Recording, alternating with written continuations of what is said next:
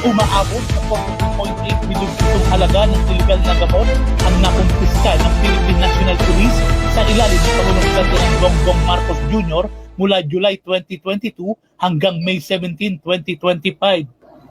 Ito ang sinabi ni PNP Public Information Office Chief Police Colonel Randolph Tuanyo sa isinagawang press briefing kahapon sa Campo Crame.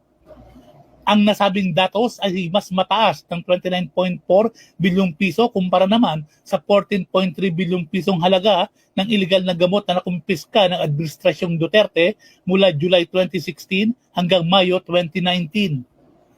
Dagdag pa ni Tuanyo na sa kabila na mas maraming bulto ng iligal na gamot ang nakumpiska sa Administrasyong Marcos ay hindi naman ito naging madugo kumpara nitong nakaraang administrasyon. Sa ngayon, matapos ang malaking huli ng mga sindikato ng iligal na gamot ay tututok naman ang PNP sa paghuli sa ibaba katulad ng mga street level pushers sa pamamagitan ng Barangay Anti-Drug Abuse Council o BADAC upang tuluyan ng masawata ang pagkalat ng iligal na gamot sa bansa.